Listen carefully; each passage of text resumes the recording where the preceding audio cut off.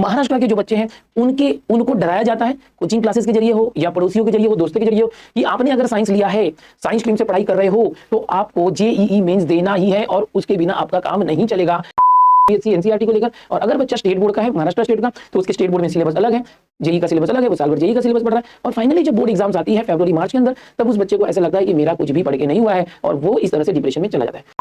और आपको बता दूं, आईआईटी में बहुत कम सीट होती है, वो 80 to 90% बच्चे जो है जेईई मेंस देने के बाद भी आईआईटी में नहीं पहुंच पाते वाला हूं। तो क्या ये जेईई मेंस जो है एग्जाम है, ये महाराष्ट्र के स्टूडेंट्स को देना चाहिए या नहीं देना चाहिए? आज इस वीडियो में मैं चर्चा करूंगा JEE mains exam, advance exam और एमएसटीसीटी एग्जाम से रिलेटेड। महाराष्ट्र के जो बच्चे हैं उनको डराया जाता है, कोचिंग क्लासेस के जरिए हो या पड़ोसियों के जरिए हो, दोस्तों के जरिए हो, कि आपने अगर साइंस लिया है, साइंस स्ट्रीम से पढ़ाई कर रहे हो तो आपको जेईई मेंस देना ही है और उसके बिना आपका काम नहीं चलेगा। ऐसी बातें बच्चे और उनके पेरेंट्स के मन में डाल दी जाती है कि अगर आपने 11वीं 12वीं साइंस ले रखा है तो आप इसके बिना आगे नहीं बढ़ सकते, यही एक ऑप्शन है। और बहुत सारे कोचिंग भी होती हैं जो पेरेंट्स की काउंसलिंग करती हैं। बच्चे जब साइंस में जाते हैं 10th के बाद, तो उन्हें जबरदस्ती जो है 11 12 के साथ जेईई लेने पर मजबूर किया जाता है। उन्हें बोला जाता है कि जेईई आपको पढ़ना ही चाहिए, बच्चों को पढ़ना चाहिए। जब ऐसे बच्चे कोचिंग क्लासेस में एडमिशन ले लेते हैं, तब वहां पर ये जेईई मेंस की तैयारी करवा रहे हैं, उस बेस पर पूरे साल भर उसे सिर्फ जेईई मेंस के लेक्चर दिए जाते हैं सीबीएसई एनसीईआरटी को लेकर। और अगर बच्चा स्टेट बोर्ड का है, महाराष्ट्र स्टेट का, तो उसके स्टेट बोर्ड में सिलेबस अलग है, जेईई का सिलेबस अलग है, वो साल भर जेईई का सिलेबस पढ़ रहा है। और फाइनली जब बोर्ड एग्जाम्स आती है फरवरी मार्च के अंदर, तब उस बच्चे को ऐसा लगता है कि मेरा कुछ भी पढ़ के नहीं हुआ है और वो इस तरह से डिप्रेशन में चला जाता है। बहुत सारे बच्चे जो है जेईई मेंस को भी क्वालिफाई नहीं कर पाते और उसके बाद जेईई एडवांस। और आपको बता दूं, आईआईटी में बहुत कम सीट होती है, वो 80 to 90% बच्चे जो है जेईई मेंस देने के बाद भी आईआईटी में नहीं पहुंच पाते। इसका पूरा डेटा रिपोर्ट मैं आपको देने वाला हूं।